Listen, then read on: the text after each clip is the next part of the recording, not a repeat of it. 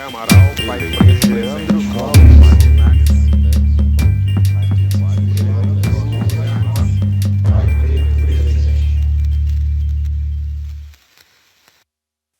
O quanto você se ama, homem preto? Você se ama o suficiente para olhar feridas abertas pelo mundo e buscar sará-las? Você se ama suficientemente para jogar fora rótulos que te foram colocados ao longo de sua vida? Segundo o professor e filósofo Nogueira, só é possível amar o próximo quando se olha para dentro de si. O processo do amor, assim como o da paternidade, é um processo longo, muitas vezes doloroso, mas sem dúvidas gratificante e extremamente compensador. Bem-vindos ao podcast Pais Pretos. Eu sou Nara Dias. Eu sou Lucas Maciel. Eu sou Victor Araújo. E aqui quem fala é Diego. A mais nova série do podcast Pais Pretos e do coletivo Pais Pretos Presentes vai contar com a participação do médico Dr. Fleury, do escritor Stefano Volpe, da psicóloga Elânia Francisca, do professor e sociólogo Sérgio Barbosa, do pesquisador Felipe Oliveira e do jornalista Felipe Nunes, que vão nos auxiliar a iniciar a busca das causas e soluções para esse tão importante amor. Dividimos as abordagens em 4 fases da vida, para tratarmos das questões que entendemos como pertinentes na formação dessa pessoa.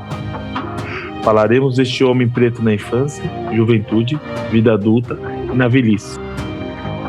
E hoje vamos falar sobre a infância.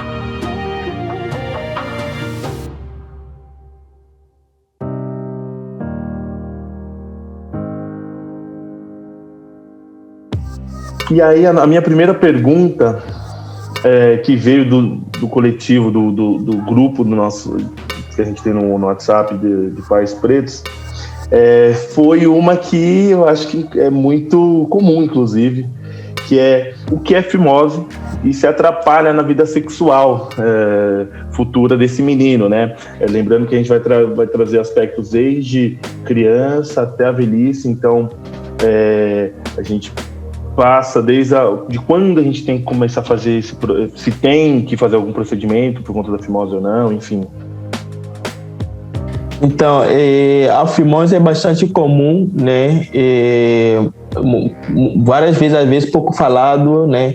Porque ainda tem esse mito de falar da sexualidade, né? Então, a fimose é bastante comum, né, nos homens, né? E quando a gente vai trazer a gente está trazendo esse debate aqui, a gente sabe que é importante a gente falar disso, de falar de saúde, por conta desse afastamento, né, que traz o racismo estrutural, né, institucional, né, que a saúde não é feita pelas pessoas pretas, né, quanto dura as consultas quando a gente vai pensar numa consulta, por exemplo, médica, e a gente sabe que muitas vezes quando uma consulta vai durar 40 minutos, 1 hora, é uma consulta de R$1.000 que é o salário mínimo, né, é o salário mínimo que muitas pessoas, a maioria da nossa população ganha, né? Então as doenças, o processo de saúde, o processo de bem-estar não é explicado para a nossa população, e assim a adesão ao tratamento também não vem, né? Então, educação em saúde é uma coisa assim, bastante importante que a gente tem que sempre buscar trazer para a nossa população, né? Porque isso faz toda a diferença nesse processo de adoecimento, nesse processo de bem-estar, nesse processo de saúde, né? Agora, falando da fimose, né, é uma incapacidade de retrair o prepúcio, né, no pênis. Então, a gente tem vários graus de fimose, ela acontece em diversas fases, né? A gente tem a fimose fisiológica que acontece na fase da criança, né, do nascimento da criança, que é uma fimose que, com o tempo, às vezes usando uma pomada de corticoide, ela mesma retrai, a glande é exposta, né? E aí, quando a gente vai chegando lá para a vida adulta, esse processo pode acontecer de novo, mas devido a outros fatores, né? E quando a gente vai pensar, por exemplo, em processos inflamatórios, né, por exemplo, em processos inflamatórios e infecções que acabam causando também uma cicatrização, né, desse prepúcio junto do pênis. Então a gente tem vários graus, e a gente tem o grau 1, grau 2, grau 4, enquanto pior, a gente nota essa dificuldade de exposição, né? Isso causando dor, gerando sofrimento, gerando incômodo, e às vezes a pessoa não consegue urinar, dificuldade nas relações sexuais, né? Também causando um incômodo assim nesse momento de ereção. Assim, quando isso se instala, a gente então tem que procurar um urologista para que seja feito um procedimento de correção da fimose, né? E aí a pessoa volta a ter esse bem-estar que ela já tinha antes, né? E uma coisa também que é importante, que a gente não pode também esquecer, é que o prepúcio, muitas vezes, né, devido às vezes pela falta de higiene e tudo mais, também é sugestivo a processos inflamatórios e infecções, né? Então, lá no Togo, por exemplo, quando toda criança nasce, já é feito mesmo uma circuncisão, né? Tirando o prepúcio, isso evitando infecções sexualmente, para evitar no futuro, né, esse processo de fimose que pode acontecer, ou infecções sexualmente transmissíveis, né? É uma coisa que eu sou bastante a favor, né? Porque eu acredito que consiga realmente gerar e evitar, né, essas consequências que a gente poderia ter no futuro, né, desse procedimento, desse mal-estar. E muitas vezes a gente não pode esquecer que muitos homens ainda fugem de procurar atendimento médico, ainda fugem de ir no médico, ainda fugem de cuidar da saúde. Então, às vezes, a pessoa está com uma fimose que ela poderia corrigir há muito tempo, mas vai entrar nesse processo assim de enrolação e de autoenganação, né? De não, daqui a pouco resolve, daqui a pouco eu nunca vai. Então, gostei muito que esse tema foi trazido aqui, né? Para que a gente possa discutir, né? E contribuir para que as pessoas tomem realmente consciência para tratar disso. Sim, inclusive, se eu não me engano, acho que aqui no Brasil, cerca de 1.000 homens por ano têm seus pênis arrancados, ou melhor, cortados por não lavar direito, por não higienizar direito. Isso. E isso daí, 1.000 homens, ou seja, é um outra coisa excessivo, né? 1.000 homens, dentro de quais outros também com certeza não foram fazer essa cirurgia, acabaram falecendo, porque o higiene masculino, o higiene do sexo masculino é bastante importante para a gente evitar essas infecções. HPV, que pode gerar no futuro câncer de pênis, infecções sexualmente transmissíveis, sífilis, gonorreia e tudo mais disso, né? E o prepúcio acumula, né? A gente não pode esquecer que a gente sempre tem que usar preservativo, né? Mas que quando a pessoa não usa preventivo e também não mantém uma boa higiene do prepúcio, né? Se acumular bactérias, se acumular vírus, se acumular isso, assim tem uma fácil penetração para que esse local, né, seja contaminado. Então, muito importante mesmo a gente falar desse tema. Boa. E ainda nesse processo que começa na infância, qual é a importância do teste do pezinho para descobrir doenças frequentes ao povo preto, como, por exemplo, a anemia falciforme? Então, o teste de pezinho é um teste que tem que ser realizado em todas as crianças, né, assim que nascem. Por quê? Porque a gente tem que, para diagnosticar, né, e rastrear algumas doenças que são bastante que são bastante prevalentes, né, tanto na população negra, mas também outras também que poderiam não ser prevalentes na população negra, mas que geram um processo de adoecimento, um processo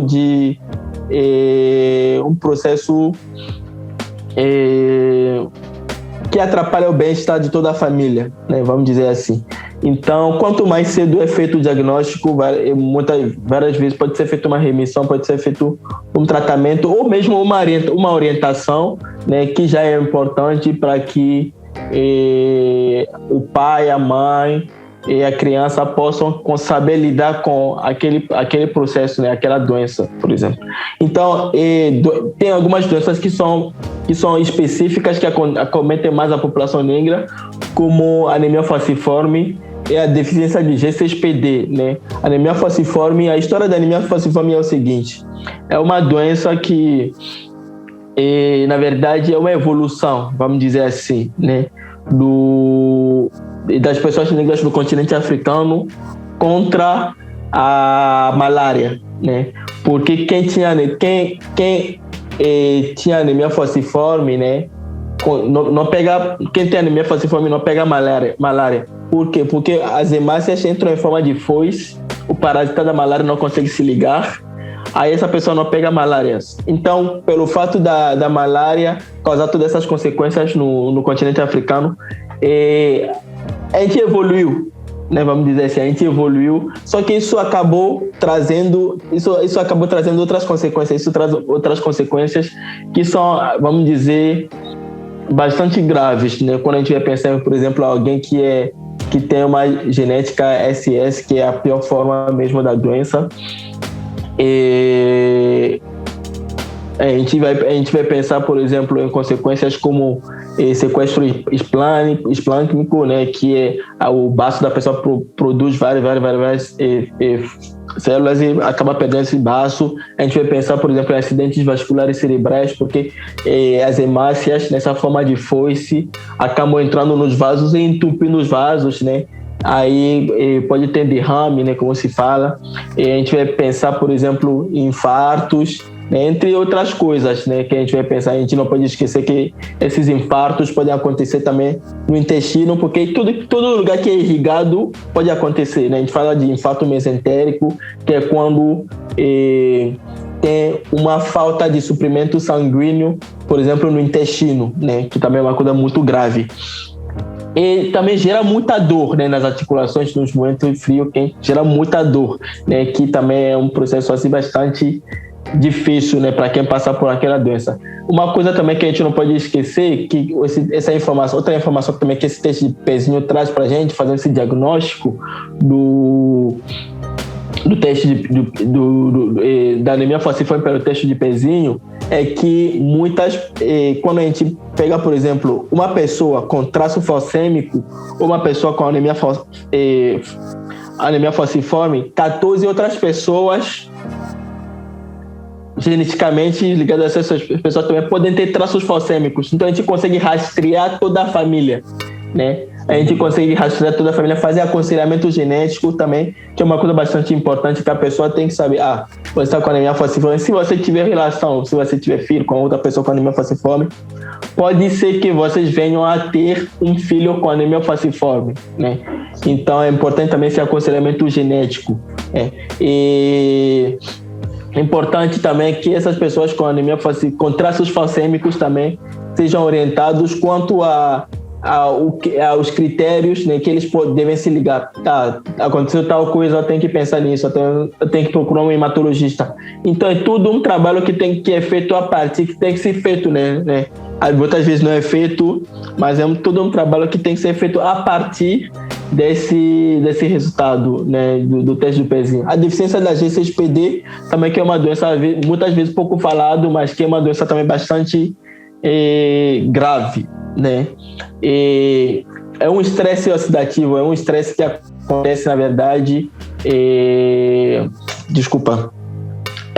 a degradação, né? É uma hemólise, a degradação das hemácias quando o nosso corpo é submetido a algumas situações, como, por exemplo, estresse, como, por exemplo, infecções, ou mesmo o uso de medicações. Então a pessoa faz uma anemia hemolítica, que é destruição de todas as células vermelhas, um sangramento, e essa pessoa pode ir a óbito, né? Então isso é também mais prevalente na nossa população, né? E pelo teste de pezinho a gente consegue também diagnosticar isso, né? Tem outras cardiopatias, né? Às vezes surdez, essas coisas todas também, que a gente pode diagnosticar pelo teste de pezinho, né? Quando a gente vai pensar, por exemplo, também, né, a gente pensa em surdez, quando a gente vai pensar nesse processo de nascimento, né, surdez, cegueira congênita, tudo isso, que muitas vezes acontecem devido a um pré-natal mal feito, um pré-natal inadequado, que às vezes deixa algumas coisas passar, né, infecções e tudo mais, um tratamento mal feito, uma não busca ativa de mulheres negras quando elas estão grávidas, né, quando começaram a faltar as consultas pré-natais. Então a gente tem essas consequências, né? Quando a gente vai pensar, por exemplo, que já é mais difícil para uma pessoa negra, né, conviver com a situação de racismo no Brasil, imagina uma pessoa negra deficiente ainda. Então é muito mais difícil ainda quando a gente vai levar o debate para esse lado. É muito mais difícil, muito mais complicado quando a gente vai pensar no dia a dia de uma pessoa negra com deficiência. Então o buraco é mais, né, onde mais a fundo. Né? Sim. Então tá aí a importância de fazer o teste do pezinho e para onde isso pode nos levar, né? A falta desse olhar e de acompanhamento até, né? Já que uma vez que é detectado pelo teste do pezinho, tem que acompanhar essas doenças todas para que elas não causem um futuro ruim para essa pessoa.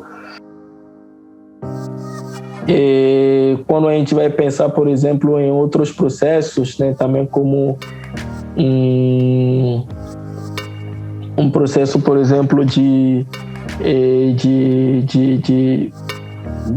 como que as crianças negras, né, nossas crianças negras também, a gente não pode esquecer que elas têm mais 60% risco a mais, né, de falecer por doenças infecciosas do que as crianças brancas, né? Tudo isso devido ao fato que o racismo estrutural coloca a nossa população nas periferias, e não esquecer que o saneamento básico é um privilégio e que não é um privilégio para a nossa população, né?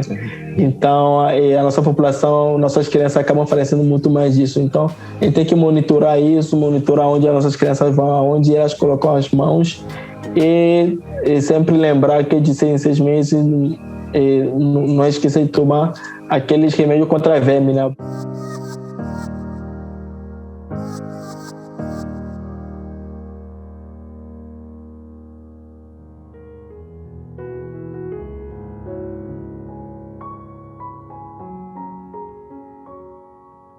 Não cresci sozinho, é claro, mas eu estava entre 2 amigos que não convergiam entre si.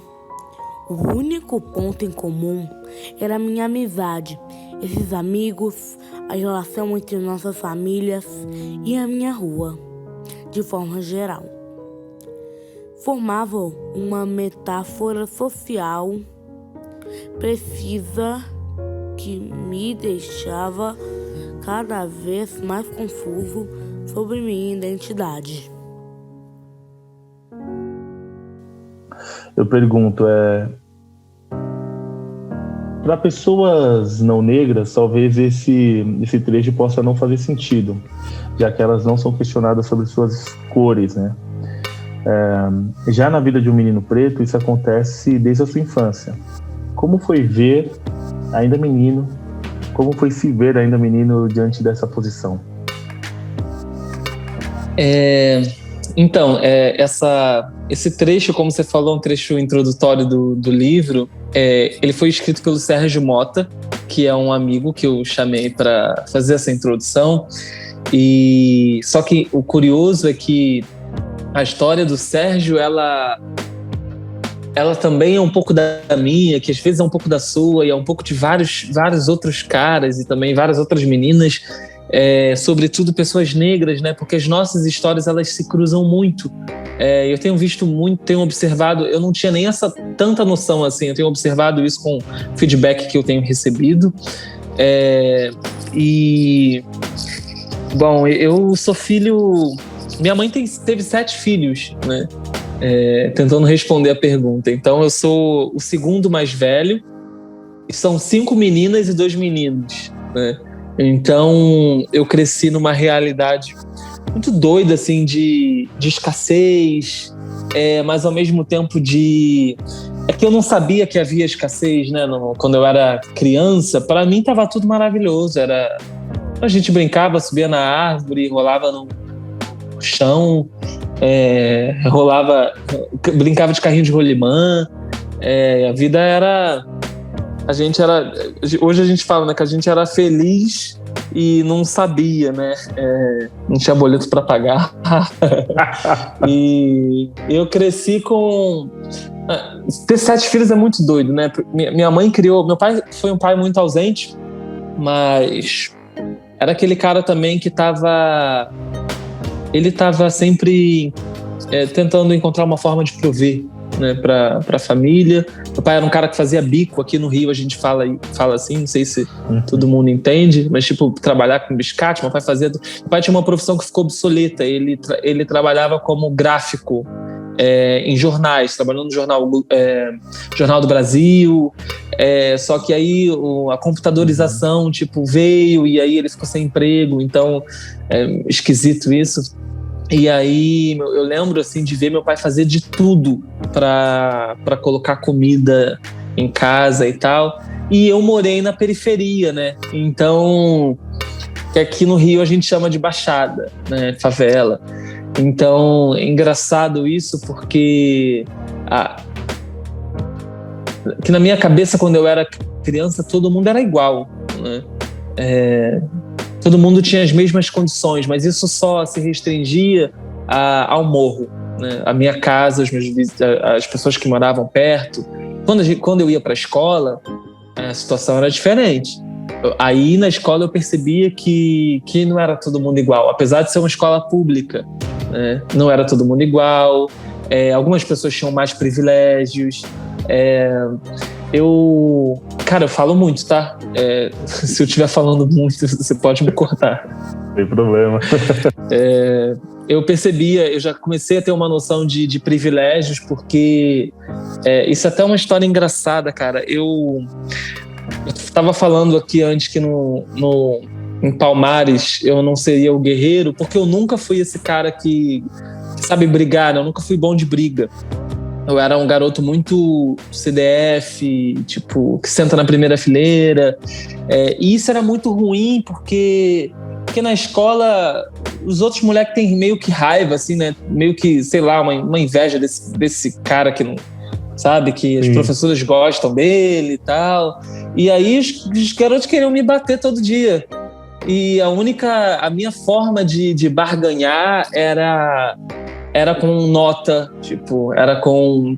Eu posso trocar uma prova com você, ou eu posso te ensinar alguma coisa. Eu era esse moleque que era muito safo, assim, na escola, sabia tudo. Chegava no meio do ano, eu já tinha passado em todas as matérias.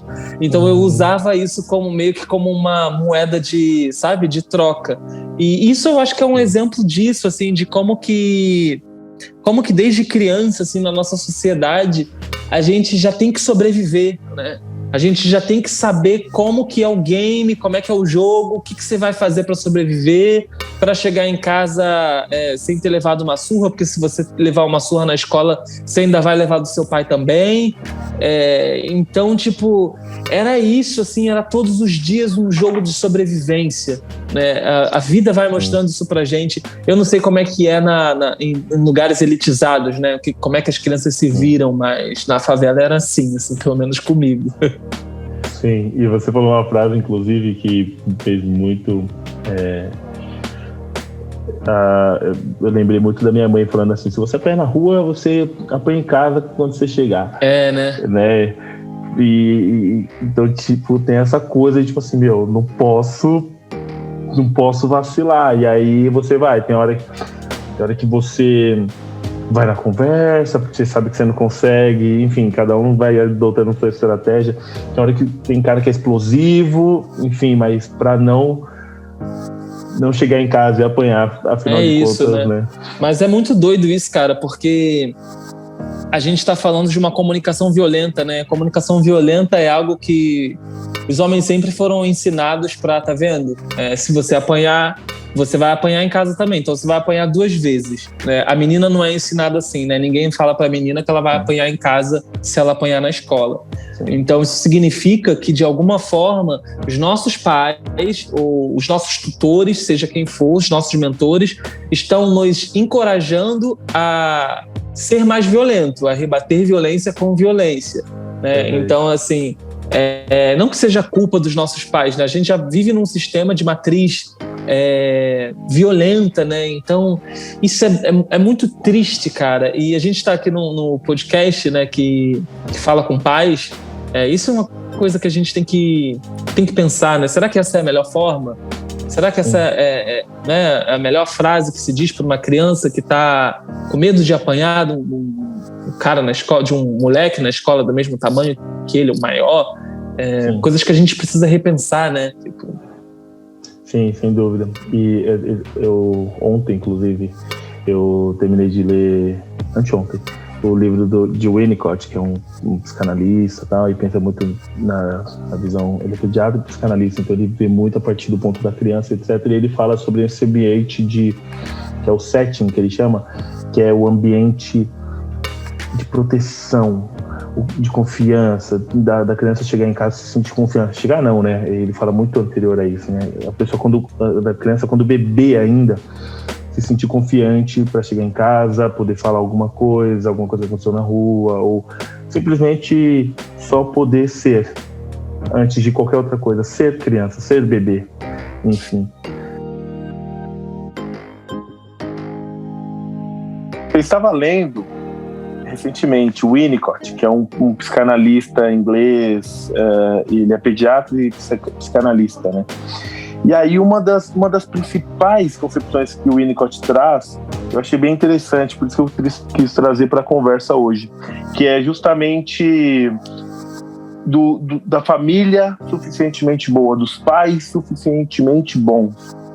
Né? E a gente está falando de coisa muito básica, né? Do abraço, do acolhimento, do amor, do afeto, do alimento, muito menos do que a gente pensa hoje em dia numa escola boa, muito menos isso, muito menos no dinheiro, é muito mais nesse primeiro ciclo social. Porém, sim, nós como população preta, por muito tempo a gente foi negado essas necessidades básicas do ser humano, né? E que, segundo o Winnicott, acaba afetando também a vida desse ser pelo resto de sua vida. Então, eu queria perguntar para você, partindo desse lugar de infância, como nos foi tirado essas necessidades básicas como infância, quando éramos pequenos. Isso estou falando historicamente e até atualmente, como ainda nos é negado. E, enfim, é nesse sentido que eu quero. Não, bacana. Cara, aqui eu vou me colocar numa posição muito de espectador, tá? E eu agradeço aí aos céus por não ter essa vivência da ausência parental na minha infância, né? Então, até antes de eu compartilhar aí um pouquinho dessa afirmação, eu fui criado numa estrutura onde o pai sempre foi muito presente, tá? E quando eu digo o pai sempre foi muito presente, não só fazendo tarefas que seriam competentes ao pai, mas tarefas em geral, parentalidade como um todo. Então, ali em casa, o que hoje convencionou se chamar de o pai moderno, né, não era tão moderno há 35 anos atrás, quando eu era criança, e ele já fazia. Então, era questão de ir buscar na escola, fazer lição de casa com a gente, fazer trabalho escolar, coisas que limpar a casa, tarefas domésticas mesmo, né, coisas que historicamente ficam relegadas ao papel feminino, ao papel da mãe, lá em casa sempre foi muito separado, né? Assim, sempre foi muito separado, que eu digo, foi muito claro que todo mundo tinha que fazer tudo, né? Nós fomos criados, eu sou o mais velho de 3 irmãos, e nós 3, a gente limpava a casa desde pequeno, não tinha essa questão de a mamãe limpa depois. Cada um arruma seu quarto, eu tinha cachorro, tinha que lavar quintal, quando ficou mais velho, lavava o carro também, não tinha essa questão de deixa que a mamãe faz depois, até porque pela estrutura familiar da minha casa, minha mãe passava menos tempo dentro de casa do que o meu pai. Meu pai sempre trabalhou mais perto geograficamente, então estava mais presente. Voltando para a sua pergunta, eu acho que nesse ponto a gente tem que trazer um pouco da carga histórica, tá? E aí tem uma questão que a gente está redescobrindo a história negra nos últimos anos, principalmente na última década para cá, e tem um capítulo que pouco é falado, pouco é apresentado, que são os escravos reprodutores, né? Lembrando que naquela época, quando a gente fala do período escravocrata, os escravos eles eram bens, eles não eram nem poucas vezes eles eram enxergados com a humanidade, né? Eles não tinham esse caráter de um ser humano como a gente tem hoje com essa questão de igualdade, de equidade. Eles eram bens pertencentes ali aos seus senhores. E em algumas fazendas existiam escravos selecionados justamente para que eles fossem procriadores. Eu coloco entre aspas aqui, mas de fato assim o eram, né? Porque quanto mais escravos o senhor tinha, mais mão de obra ele tinha, mais ele produzia, mais ele enriquecia. Então, e a natureza permite que um homem possa, né, se multiplicar, usar essa palavra, com muito mais facilidade do que as mulheres. As mulheres têm um período de gestação ali que são 9 meses, enfim. Agora, um homem ele pode engravidar quantas mulheres forem possíveis dentro do período de 9 meses. Enquanto uma está gerando uma vida, o homem está se multiplicando, né? Isso tirou um pouco da humanidade, da relação parental do homem, principalmente do homem negro, porque essa função não existia para o homem branco, né? E infelizmente isso foi se perpetuando, principalmente quando a gente começa a falar da marginalização da população negra no início do século XX, né? Então, que eram pais de famílias que tinham 2, 3 famílias, e aqueles profissionais que tinham uma dificuldade natural e social para encontrar empregos, então eles mudavam muito de cidade. Fulano de tal foi tentar a vida numa capital maior, numa cidade em desenvolvimento, deixava uma família da onde ele saiu e criava uma segunda família no outro ponto. Então isso foi tirando essa relação parental que hoje nos é tão prazerosa, né? Eu estou falando do ponto de vista de regozijo, né? Para a gente usar aí uma palavra que está tão em moda aí, por culpa do Gil do Vigor, essa questão de você realmente usufruir da relação de pais e filhos. Só que dentro desse período que a gente não, era comum, era normal um homem ter 2, 3 famílias, era aceito, né? Comum e normal não, mas era aceito. E isso acontece até recentemente, era muito comum você falar, fulano de tal tem 2 famílias, é casado 2 vezes, 3 vezes, tem família aqui, ali, acolá. Hoje já é um pouco mais chocante. Isso foi nos afastando e principalmente para as famílias pretas foi se tornando comum, normal, né? Como eu falei, eu não vivenciei isso, mas quantas pessoas eu conheço na minha faixa etária, né, e a grande maioria delas são negras, que não tiveram uma figura paterna presente, que tem a figura da mãe como a grande super-heroína, até porque ela mantinha o lar, ela mantinha a casa, ela trazia os insumos para dentro de casa e ainda assim tinha um tempo de afeto, tinha um tempo de cuidado, de carinho. E o pai, muitas vezes fala, o meu pai só me fez. Meu pai simplesmente só me fez. Ou sumiu no mundo, né? Depois de um determinado período, sumiu no mundo e não voltou mais. E essas pessoas cresceram com essa ausência, então essa ausência já nem dói mais. E não dói a ausência porque eles nunca tiveram a presença, né? Você sente a ausência quando você teve a presença. Agora, quando você não teve a presença, a ausência nem é sentida, é normal, é comum. E isso, obviamente, veio agora nas últimas décadas, a gente vê essa movimentação da paternidade em geral, não só falando de homens pretos, mas principalmente de homens pretos. E é uma luta, é uma batalha que a gente começa já travando na própria televisão, nas próprias mídias.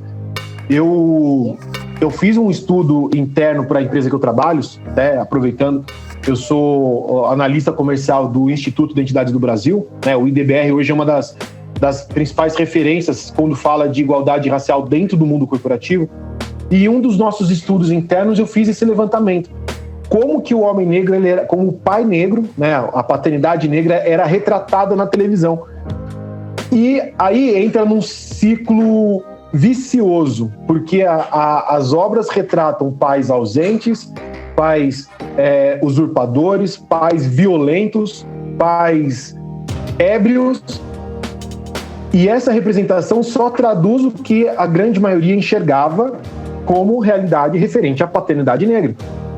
Né? Então é aquela questão, a televisão reforça esses padrões ou a televisão somente retrata padrões? Então, um dos primeiros exercícios nossos é justamente isso, quebrar esse modelo. E aí faço um parênteses para nós vendermos o nosso peixe aqui. O coletivo Os Pais Pretos, ele é primordial, ele é essencial, né? Não só é essencial para os pais, para os próprios integrantes, mas é essencial para a sociedade entender que existem pais que não se conformam com o retrato que nos é feito, porque a gente sabe que isso não se aplica hoje em dia. A gente está ali no grupo, a gente escuta a história de pessoas que não tiveram afeto paterno na primeira infância e não querem replicar isso para os seus filhos. Não querem que isso se multiplique, se perpetue pelas próximas gerações. Então, o trabalho como que a gente vivencia, que a gente constrói em conjunto, ele é essencial. E o segundo desafio diz respeito ao próprio machismo generalizado.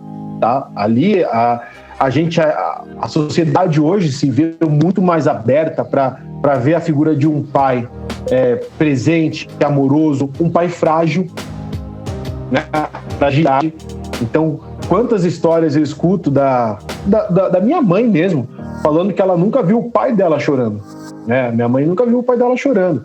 Isso há 2 gerações antes de mim. Então, quer dizer, eu tenho 35, há 55 anos atrás, na década de 60.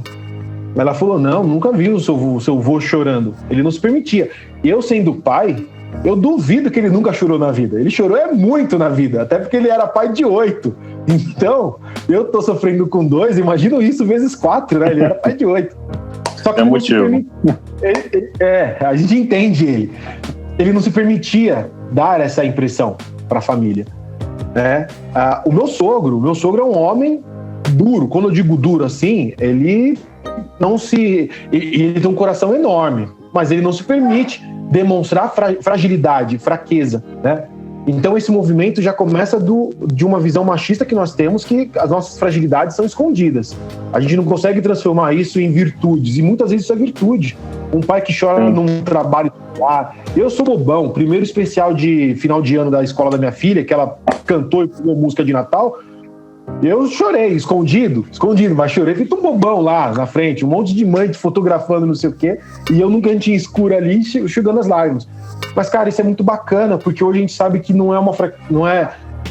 isso não é negativo, isso é positivo, isso mostra para a criança que num mundo que vai cobrar dela firmeza, altivez, rigidez até, ela é permitido que ela tenha esse momento de, cara, eu só quero chorar. Hoje eu não quero que ninguém venha com positividade tóxica, hoje eu não quero que ninguém venha falar que eu tenho que me levantar e vencer essa guerra, hoje eu quero deitar e dormir, descansar, e se eu tiver que me afogar no choro eu vou, por quê? Porque eu aprendi que isso não é errado, isso é do ser humano, né? E muitas vezes, novamente, a gente replica comportamentos que a gente vê dos nossos pais. Então esse movimento, quebrar o machismo, ele é essencial para que a gente consiga fazer hoje, agora pensando do outro lado, fazer com que as nossas crianças vivenciem a infância delas na sua plenitude. Que não tenha, talvez, faltas que nos foram negadas lá atrás, porque, novamente, a gente absorveu de uma geração que nasceu numa outra estrutura mais dura, mais repreensiva ainda, e eles só replicaram o que eles receberam lá atrás.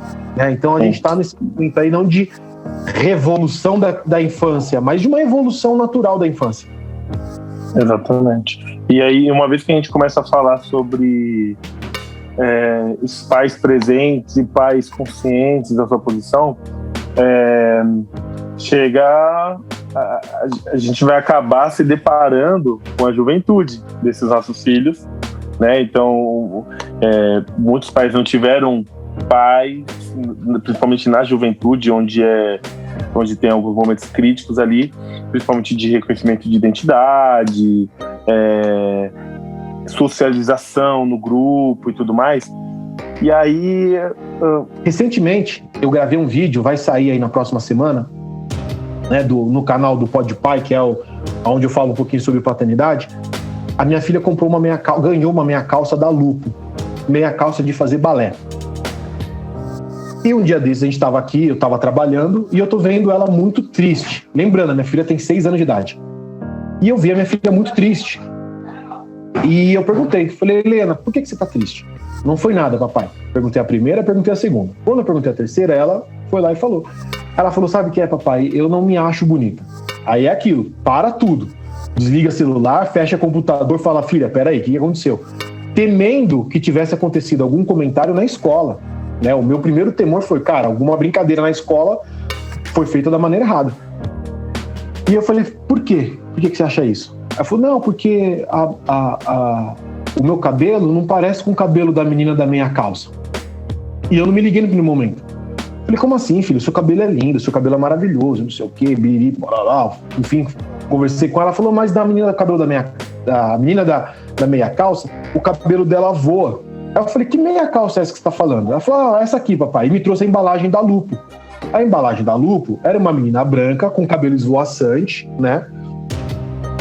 Mas tá na embalagem de um produto de uma criança de 6 anos. E aí eu fiquei com aquele sentimento assim, eu até compartilhei com a minha esposa e eu gravei o vídeo falando sobre isso. Eu falei, ao mesmo tempo que a culpa não é de ninguém, porque ninguém agrediu verbalmente a minha filha, a culpa é de todo mundo, porque nós naturalizamos não nos vermos representados. E as pessoas que têm o poder de mudar isso, né, de chegar numa Lupo e falar assim, Lupo, você já parou para pensar que tem meninas de 6 anos de idade, negras, com cabelo que não são assim e que podem querer comprar o seu produto? Não seria bacana de pelo menos uma das linhas, seja tamanho PMG, seja da cor rosa, branca ou cor marrom, enfim, mas tivesse uma criança negra ali representando? Seria bacana ter esse cuidado, porque mexeu com a autoestima de uma criança de 6 anos. Aí, de novo, vamos dar o passo para um público de 19, 20, 21 anos que está entrando no mundo corporativo, que tem uma série de padrões chatos, uma série de dress code, e que trabalha em instituição financeira, não pode se vestir assim, tecnologia não pode se vestir assado. Está numa fase de ambiente universitário. Ambiente universitário é tóxico, a gente sabe que é aquele nível de competição altíssimo, porque eu tenho carro tal, porque eu fui almoçar no restaurante tal, porque eu vou passar final de ano na casa de veraneio de fulano de tal, porque eu conheço XYZ. E você tem por trás de tudo isso a aceitação sua consigo mesmo. Meu cabelo, meus traços, minha cor, né? Então, essa questão da hipersexualização, eu vou dar uma opinião que pode ser até um pouco polêmica. Eu gosto que as pessoas valorizem a beleza negra. Gosto mesmo, tá? Eu acho que é importante pra gente se ver amado, pra gente se ver desejado. Mas eu não quero ficar restrito a isso. Por isso que eu não deixo de falar pra minha filha que ela é bonita. Eu falo que ela é muito bonita, mas ela tem outras atribuições que vão caracterizar ela além da beleza. Eu não posso me conformar nas pessoas olharem para o corpo negro e só verem um corpo, literalmente. Ali eu quero que a pessoa enxergue uma pessoa comunicativa, uma pessoa analítica, uma pessoa sincera, uma pessoa que resolve questões complexas e bonita. Até porque o bonito é subjetivo, cara. Eu não ser bonito aqui no Brasil não significa que eu não ser bonito em São Paulo, né, principalmente em São Paulo, não significa que eu não vou ser bonito no Sul, ou no Nordeste, ou nos Estados Unidos, ou na África, ou na Ásia.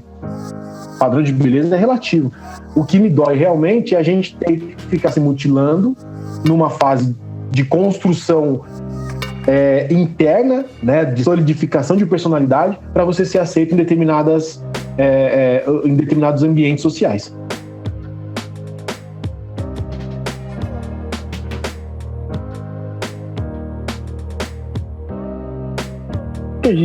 Como que uma masculinidade já frágil, quebrada, ela interfere na vida de uma criança? Ou seja, antes que a gente dê consciência para essa criança, né? Muitas vezes a gente fala, a criança não pensa, né? Mas a gente já começa a construir essa masculinidade quebrada. Como que interfere? Bom, eu acho que antes mesmo do bebê nascer, né, antes mesmo de nascer uma criança, a gente já deposita nela o desejo de que tenha uma masculinidade ali.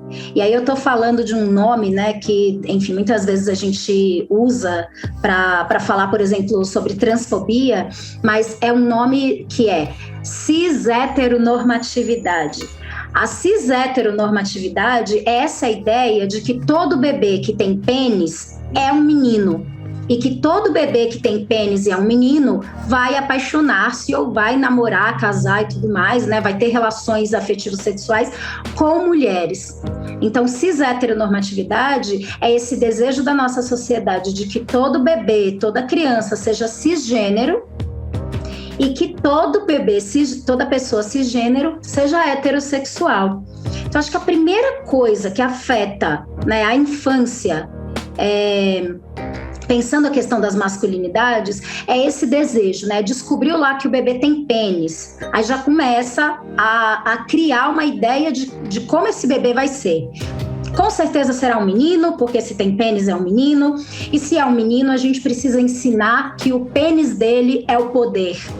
Só que quando a gente ensina isso para um bebê, né, quando a gente começa a dizer, porque quando a gente diz para o bebê, né, vai ser o comedor, vai ser o garanhão, né, quando a gente começa a ensinar isso, a já falar essas palavras para o bebê já em si ali vai aprendendo com o movimento do corpo, o modo como troca-se a fralda, o modo como se toca no corpo desse bebê, já vai se aprendendo alguma coisa sobre masculinidade, já vai se aprendendo inclusive que ser homem é ter pênis, e ser homem é ter pênis e pegar muitas mulheres. Parece estranho, mas isso é dito para os bebês.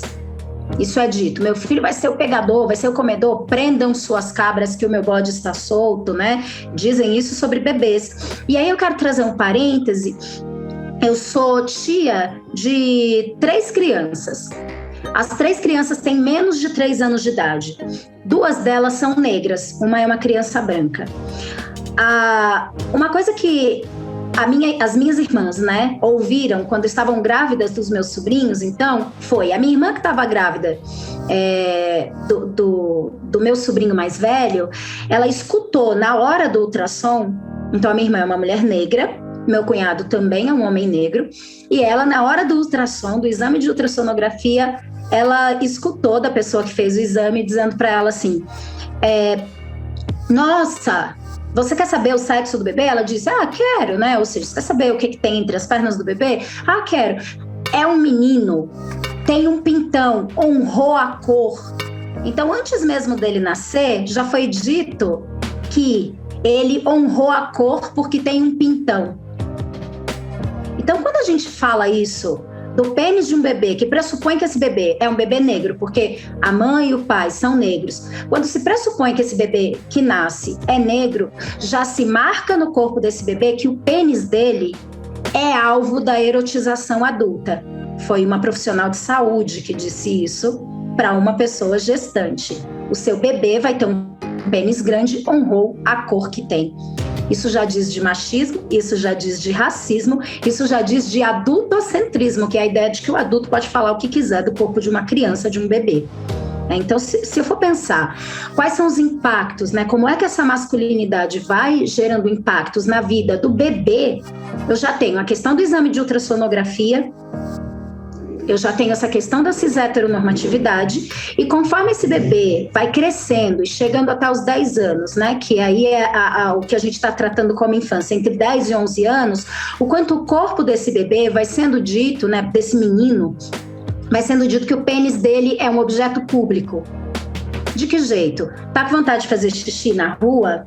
Abaixa a calça, coloca o pênis para fora e faz xixi. Se o bebê tem vulva, né, tá com vontade de fazer xixi? Quero fazer xixi. Calma, filha, vamos procurar um banheiro para você. Então, ensina-se para o corpo do menino, né, do bebê, da criança que tem pênis, ensina para essa criança que o pênis dele tem que ser mostrado, pode ser mostrado publicamente. Isso faz com que essa criança fique muito vulnerável, por exemplo, a uma violência sexual. porque o pênis dele é mostrado, inclusive é incentivado, né? Eu conheço, inclusive, muitos homens adultos que o filho fala: ai, pai, fulaninho me xingou, falou que eu pareço uma menina, por exemplo. O coleguinha da sala falou que eu pareço uma menina. Baixa a calça e mostra o tamanho da sua menina para ele. Olha aqui o tamanho da minha menina. Quando você ensina isso para uma criança, principalmente uma criança que tem pênis, você está dizendo para ela que se um adulto virar e falar: oi, deixa eu ver seu pênis, ele abaixa a calça e mostra. Porque o outro adulto já disse para ele. Às vezes, quando os homens ensinam para as crianças a mostrar o pênis para provar uma masculinidade, eles não têm noção do quanto isso atrapalha e desprotege esse menino. Existem muitos casos de homens adultos que foram violentados sexualmente na infância porque aprenderam em casa que tem que mostrar o pênis quando um adulto duvidar da sua masculinidade. Isso antes dos 10. Então, acho que um dos impactos maiores dessa masculinidade hegemônica, patriarcal, é essa ideia de fragilizar corpos que têm pênis, de dizer que esse pênis é um objeto público e tem que ser visto por todo mundo. Mostra o pinto, mostra o seu pênis, faz xixi na rua, deixa seu pênis público para todo mundo ver. Aí depois a gente vai ensinar que o pênis é uma parte íntima. De que forma? Se em casa eu já aprendi que o meu pênis tem que ser mostrado publicamente o tempo inteiro. Então, acho que isso é uma coisa fundamental. E que é uma vida inteira, a gente vai chegar lá, tem uma pergunta sobre isso, mas é uma vida inteira um tipo de ensinamento. Lá na frente falar: não, agora não é mais possível, tá bom?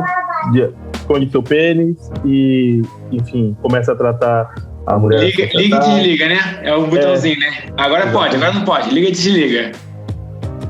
Eu queria, inclusive, até voltar uma etapa aqui, né, nessa discussão, trazendo muito do que acontece hoje, né? Eu acho que tem também um exemplo prático de como isso acaba ferrando tudo, né? São os famigerados chás de revelação, né?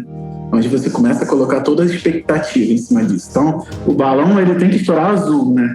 Isso aí não dá para correr disso. Assim, eu tenho, se fosse uma palavra mesmo, eu ojeriza isso, porque eu já vi exemplos, por exemplo, o pai, a mãe e a filha no chá de revelação. E aí, quando saiu o menino, o pai chora, ele cai aos prantos, e parece que é a salvação da família, né? E aí, o quanto a gente coloca de expectativa em cima dessa criança que teve ali, fez a ultrassom, ela saiu dessa ultrassom, viu que tinha um pênis ali, e pronto, esse pai tornou-se completo quando ele teve um filho homem. Então, que completude é essa que nós, como pais, não temos quando temos uma filha mulher? Né? Eu acho que isso é muito também importante para essa edificação desse raciocínio que a gente está tendo. Por que nós só somos completos quando a gente tem um filho homem, né? O que a sociedade nos faz levar a entender, né? A gente pode voltar alguns passos na história, né? Aquela questão da transmissão da propriedade, do capitalismo e outras coisas que advêm disso, né? Mas é uma construção que talvez hoje a gente não precise perpetuar tanto. E o quanto nós trazemos de nocivo, né? E aquele menino nasceu, ele vai ser o rei da casa. E aquela menina que nasceu antes, por exemplo? E aquela menina que nasceu depois? Eles vão ser o quê, né? Então, acho que serve um pouco para a gente ilustrar também a projeção disso tudo, né? Como isso que às vezes intrinsecamente está implícito nas nossas relações, né? Como a gente acaba trazendo isso para a percepção de um outro filho que vai vir, que vai ser um menino, e aí, que lugar ele vai ocupar nessa casa? Ou vai ser uma menina, né? Trazendo para essa divisão, que lugar ela vai ocupar nessa casa? São papéis distintos que são ligados a gênero, né? Então acho que acaba reforçando essa construção que a gente está tentando entender, né? Acho que é um ponto bacana para a gente trazer também essa discussão, né?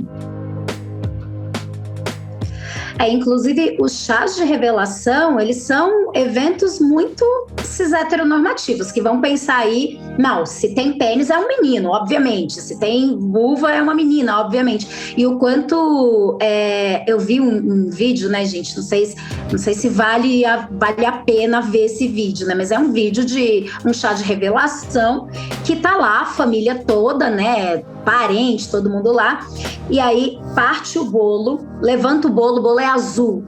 Esse homem, no momento que ele vê o bolo azul, ele começa a gritar e ele estraçalha o bolo, começa a jogar bolo em todos os convidados e come com a mão e se lambuza com o bolo, ele não cabe em si. E aí eu fui olhar os comentários nesse vídeo, né, que tem lá no YouTube. Aí fui olhar os comentários no vídeo. E era interessante que os homens que comentavam, eles diziam, vocês estão achando ruim, porque tinha gente achando ruim, absurdo, né? E de fato eu também acho muito perigoso. Ele achando ruim, as pessoas achando ruim e os homens comentavam, olha, é porque vocês não sabem como é a emoção de ter um filho menino, vocês não imaginam a emoção de ter um filho homem.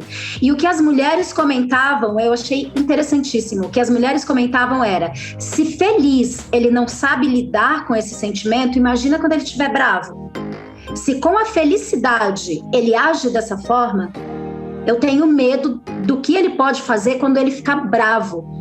Então essa questão da educação emocional é algo que também pega tanto os meninos pequenos quanto os meninos pequenos, os homens adultos. A questão da emoção é uma grande dificuldade que a gente tem de dialogar com homens sobre a importância do sentimento, né? Dos sentimentos não é nem de controlar, porque quando fala controlar me dá uma sensação de que é um touro bravo que você segura o chifre assim. Não gosto muito do controle dos sentimentos, mas eu acho que a convivência com o próprio sentimento, a coexistência minha comigo mesma, assim, sabe? Da pele pra dentro, eu consigo lidar com os meus sentimentos. Eu acho que de pequena a criança já vai aprendendo que o sentimento permitido para os meninos é a raiva, o sentimento permitido para os meninos é a agressão, e os outros sentimentos vão meio que ficando atrofiados, sabe? Isso também é uma questão que pega a infância até a morte, inclusive, de muitos homens e idosos, que, enfim, a gente vai conversando, pensando sobre isso também. De certa forma, é até a inteligência emocional, né? Porque tem que saber lidar com os seus sentimentos, com as suas emoções, saber reagir a cada uma. E eu gosto, por exemplo, de ouvir uma pessoa que é o Leandro Carnal, né? Ele tem uma frase que ele fala, um dia que ele falou, sobre a questão de política, né? Sem querer politizar hoje, mas ele fala quando, assim, que os políticos são corruptos porque a sociedade em si é corrupta, né? Porque eles não são uma coisa paralela, né? Eles são a consequência da corrupção que já existe no ser humano dentro da nossa cultura. Então, assim, quando você falou da profissional de saúde, que já foi nessa questão de querer falar que era menino e tudo mais, é isso também. É como é que a nossa sociedade já está toda direcionada para esse sentido e ela faz parte do conteúdo, ela faz parte do coletivo. Se o coletivo se direciona para esse movimento de sempre separar menino, menina, isso aqui é certo, isso aqui é errado, azul e rosa, os profissionais de saúde também vão. E assim, eu na área hoje vejo como é bizarro cada coisa que eu ouço no elevador, que eu ouço no posto lá das enfermeiras, dos técnicos, todo mundo falando cada coisa. Eu falei, gente, não é possível. O Winnicott, que é um psiquiatra e pediatra, inclusive ele é considerado pré-Freud, assim, na ideia de criança, né? Porque Freud sexualiza e ele fala que tem uma questão anterior ali. Ele fala justamente nesse ponto do papel dos profissionais da saúde ali, que estão preparando o parto e o pós-parto também, o quanto é essencial. Então, ele fala que é muito importante, eu acho que é muito, muito importante deixar claro aqui que o papel de uma enfermeira, de um médico obstetra, de uma médica obstetra, é de extrema importância para o processo inteiro ali do nascimento.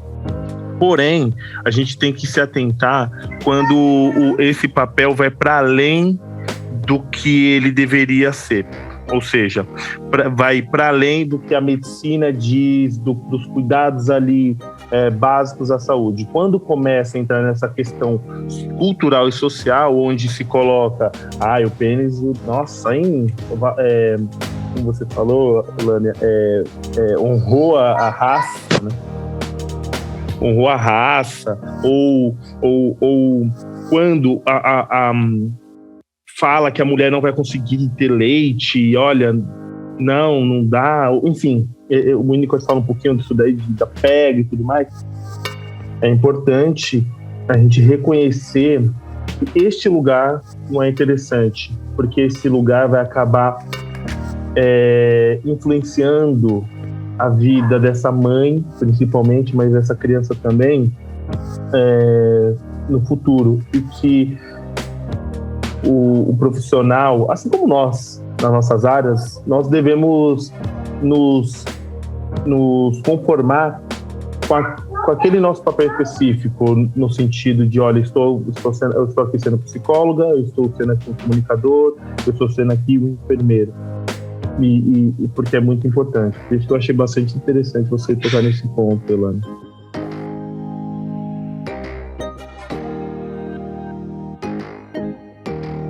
É que a gente inicia a violência naturalizada em meninos, principalmente meninos pretos. Como que acontece isso, professor? Onde isso se inicia e o porquê se inicia? Eu fui pesquisar, grato por essa pergunta, porque eu fui pesquisar um pouco a origem da família do lado de meu pai, que é baiana. E aí eu perguntei para ele, o avô, qual era a profissão do avô? Seu avô, meu pai é militar, né? Aí qual a profissão do avô, pai? Né? Isso quando eu era bem jovem, assim. É militar. Falei, também, né? Ele falou, do exército, tá. E o do bisavô, qual era? Era da Força Policial Baiana. Aí eu falei, vixe, pai. E antes do bisavô, qual era? Seu bisavô era capitão do mato. Eu falei, vixe, mãe do céu, pai. O negócio tá difícil, né? A gente vai ter que passar por um monte de karma aí pra... né? Capitão do mato, outro da Força Policial Baiana, né? Que hoje é a Polícia Militar da Bahia. Exército. Sim, você vai seguir a tradição familiar, né? Eu falei, como assim? Você vai continuar? Eu falei, não, pai, para. Né? A gente tem que quebrar esse ciclo aí. Não, porque você estudou, você vai entrar na Academia das Agulhas Negras, você vai ser exército, você vai fazer isso, vai seguir a tradição. Eu falo, pai, mas a ancestralidade nossa tá meio difícil assim, né? Será que o avô quis ser militar? Será que o bisavô quis ser isso? Será que o nosso queria ser tratado como capitão do mato? Alguma coisa deve ter acontecido. E aqui veio uma luz, né? Eu falei, não, pai, eu não vou ser isso, não. Me desculpe, mas... Porque ele queria que eu seguisse a carreira militar.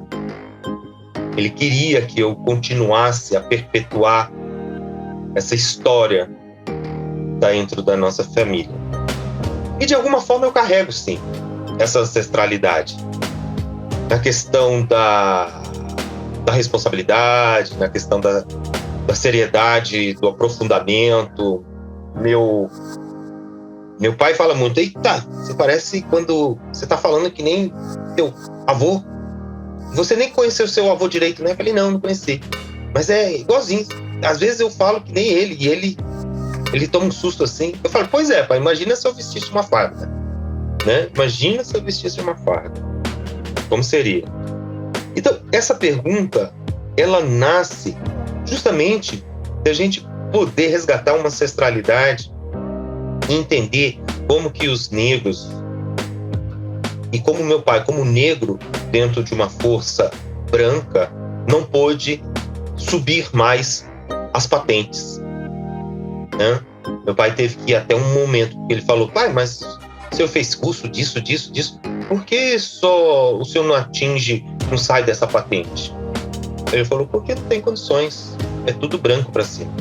E aí eu falei, nossa senhora, a gente tem, na verdade, que pensar de como não continuar com essas violências nessa sociedade. Numa sociedade patriarcal, heterossexista, misógina, homofóbica. E eu tive a oportunidade de ver isso como pai, né, pardo, e que antes de morar em São Paulo, eu era conhecido porque tinha um Serginho do outro lado da rua, e eu era o outro Serginho. Então era o João Neguinho, e o outro era o Serginho, e eu sempre fui chamado Serginho Neguinho, E aí só me dei conta que eu era o neguinho porque existia o branquinho. Então eu falo, gente, que coisa engraçada. Por um tom de pele mais escura, eu passei a ser o Serginho, o Ginho, neguinho. E nas relações, eu começava a perceber as diferenças de tratamento. Como que em determinados momentos, por exemplo, eu era incentivado a sempre puxar a batucada, samba. E em outros momentos me escondiam. Não, você não vai. Não, você não pode ir na frente da escola. Eu praticava muito bem o judô, ganhei, mas quem foi representar a escola foi outro menino, branco, filho de branco. Então, eu mostro para os meus filhos, desde então, que ser pai pardo de crianças, e eu tenho uma criança que aí puxou o lado da minha avó, aí então agora da minha avó, que meu avô casou com uma italiana, e aí deu uma bagunçada danada, que a gente nunca sabe o que vem. Ela veio de olhos azuis, cabelo loiro. E aí, quando eu a levava na escola, as mães perguntavam quanto que eu fazia para buscar as outras crianças também, como se eu fosse motorista dessa. Eu falava, eu achava ótimo. Não, eu cobro, tal. Eu tirava o sarro, eu ressignificava tudo isso. Às vezes era chato, às vezes perguntavam se eu era segurança da minha filha, da minha própria filha. Então eu mostro para eles o que é ter uma ancestralidade afro, uma ancestralidade europeia, e ver como é que tratas em dois lugares diferentes. Como eles são tratados, como eles veem isso, como eles tratam as diferenças. Então, é muito cruel na nossa sociedade hoje quando você dá bonecos, bonecas, carrinhos, brinquedos assim, além do estereótipo de gênero, um estereótipo de raça também. Então, essa pergunta é muito instigante porque a todo momento eu tenho que fazer ela para mim também. E junto com os meus colegas.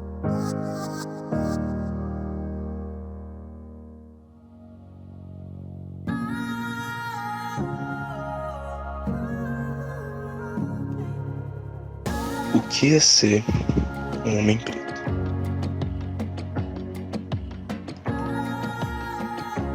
Se tratando de Brasil, essa frase ainda gera muita polêmica. Homem preto.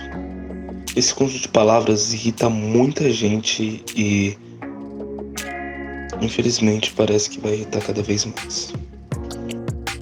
Ser homem preto é sempre crescer desvalorizado pelas suas conquistas.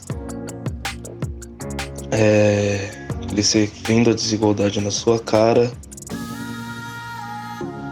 ter vontade de fazer tudo e não conseguir fazer nada.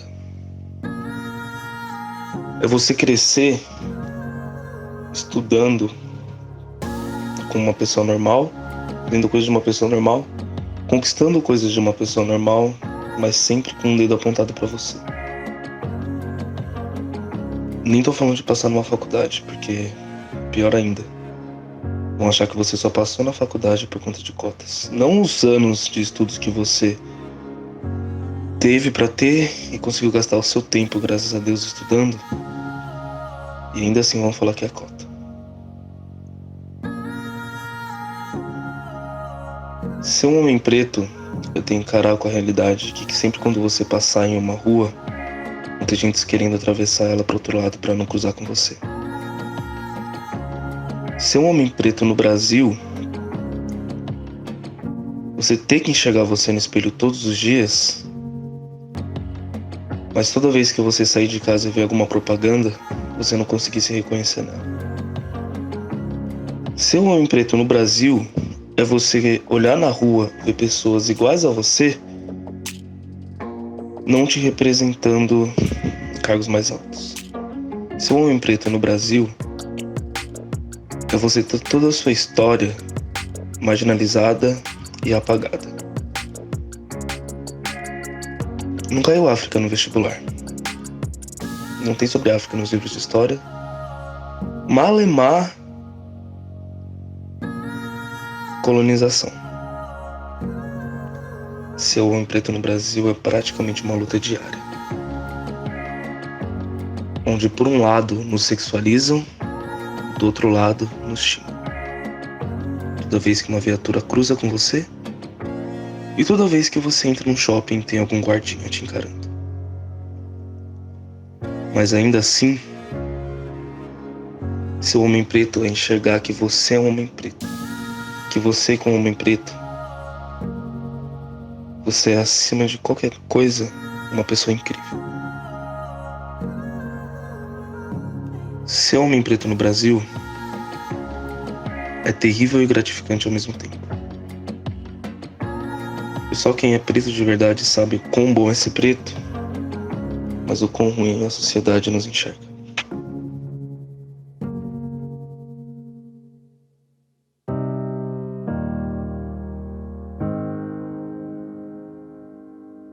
Essa hipersexualização, assim como traz um pouco a introdução, ela é dada a partir do nascimento da criança. E eu já ouvi,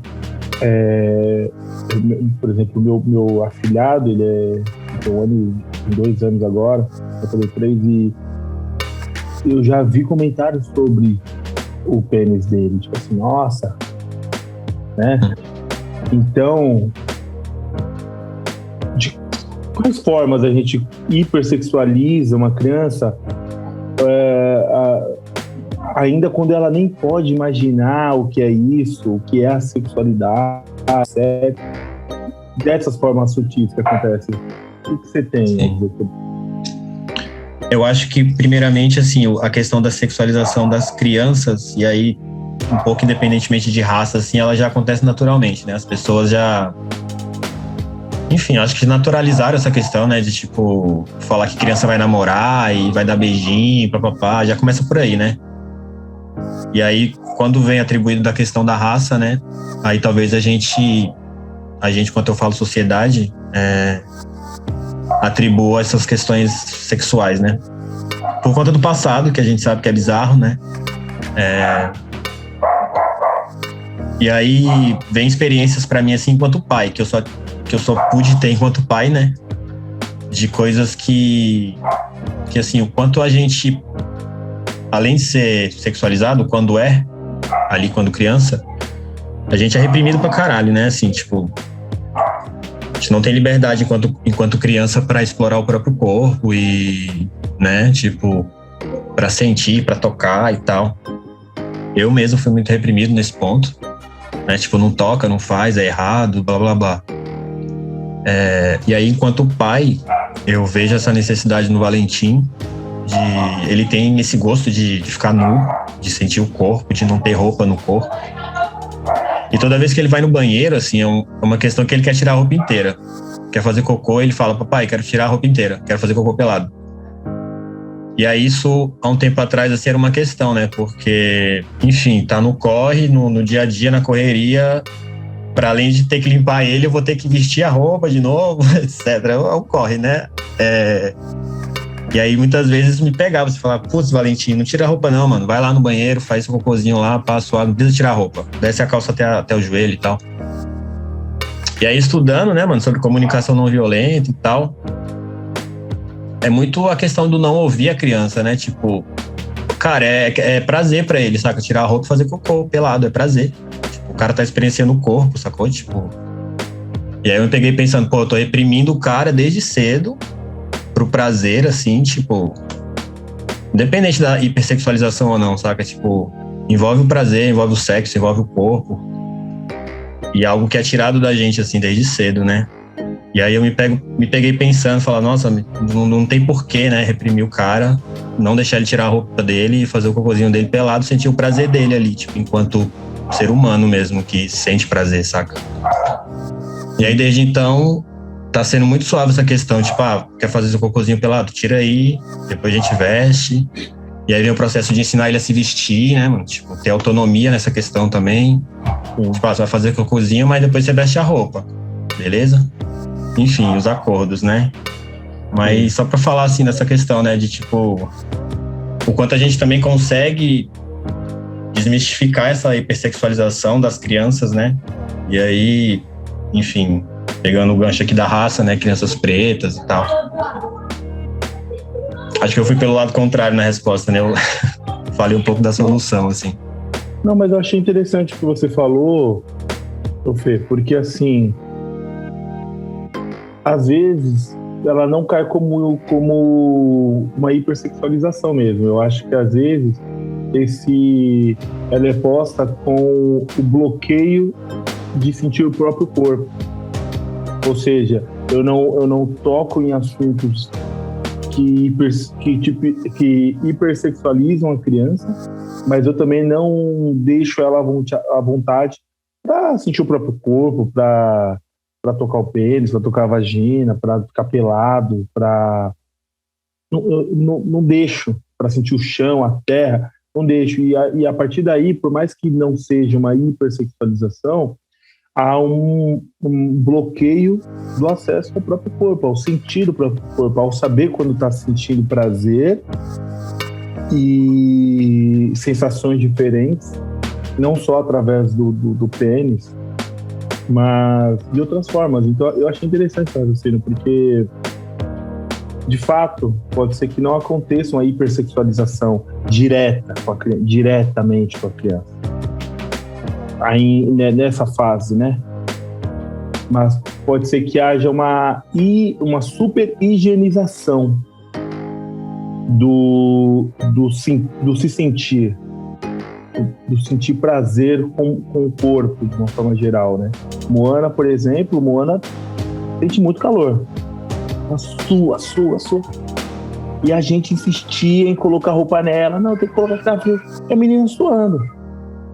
E aí cai naquele ponto que você falou, de tipo, pô, eu ouvi, cara. Ela tá falando que não, ela tá agitada com essa roupa aí que você tá. Tira, então é isso. Então, pô, realmente, cara. Aí eu vejo até como uma oportunidade, né? Enfim, é empoderar ele para talvez no futuro ele não cair no conto de que a hipersexualização e o pau dele é a única coisa que vai humanizar ele. Ou que só o pau dele vai dar prazer pra ele, saca? Tipo, não, cara, conhece seu corpo aí, sente seu corpo e sente o prazer que você tem que sentir enquanto ser humano, né? Tipo, muito nessa pira, assim. E aí, muito da minha experiência querendo trazer pra ele, né? Do cara preto que, por muitos anos, talvez a vida inteira, só conseguiu sentir prazer no falo, né, cara? Tipo... E aí, muitas vezes, se não houvesse penetração no ato sexual, tipo, não rolou sexo, né? Tipo, não foi completo. Gerava frustração também, né?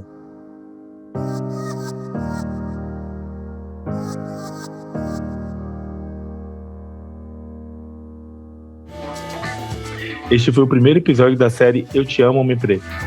Muito obrigado por nos ouvir até agora. Você nos encontra nas redes sociais com @paispretos. E para dicas e sugestões, você pode enviar um e-mail para paispretospodcast@gmail.com.